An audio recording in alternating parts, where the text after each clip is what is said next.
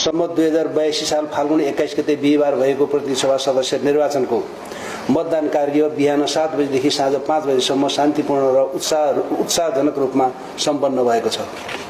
विशिष्ट परिस्थितिमा घोषणा भएको निर्वाचन तोकिएकै मितिमा उत्साहजनक रूपमा सम्पन्न गराउने कार्य आफैमा चुनौतीपूर्ण थियो।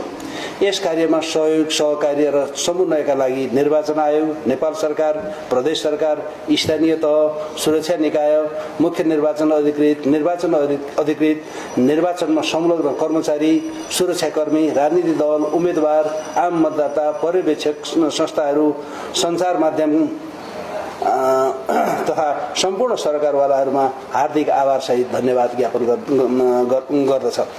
देशभरबाट प्राप्त विवरण अनुसार करिब 60% मत खसेको प्रारम्भिक अनुमान छ। यसको विस्तृत विवरण संकलन कार्य जारी रहेको छ। मतदानका लागि तोकिएको समयभित्र मतदान केन्द्रमा प्रवेश गरेका केही केन्द्रहरूमा मतदानको कार्य जारी रहेको जानकारी सम्बन्धित निर्वाचन क्षेत्रबाट प्राप्त भइरहेको छ। छिटफुट अवरोधका घटना बाहेक निर्वाचन शान्तिपूर्ण रूपमा सम्पन्न भएको निर्वाचन पर्यवेक्षणमा खटिएका राष्ट्रिय तथा अन्तर्राष्ट्रिय पर्यवेक्षकहरूको प्रारम्भिक विवरणबाट समेत प्राप्त भएको छ।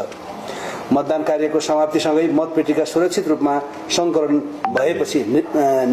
भएपछि निर्देशिका 2082 अनुसार मतगणना तत्काल सुरु हुने जानकारी गराउँदछु।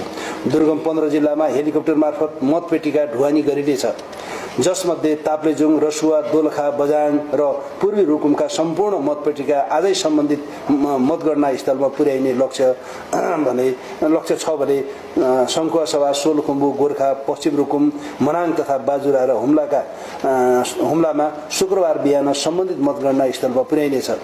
प्रतिनिधिमूलक लोकतन्त्रको यस उत्सवमा सहभागी भई आफ्नो मताधिकार मार्फत प्रतिनिधि चुन्ने, कानून निर्माण र राज्य सञ्चालन प्रक्रियामा संलग्न हुने एवं सरकार निर्माण तथा शासन सञ्चालनमा सहभागी हुने प्रक्रियालाई पूर्णता दिएकोमा सम्पूर्ण मतदातामा आयोग हार्दिक आभार सहित धन्यवाद व्यक्त गर्दछ। धन्यवाद।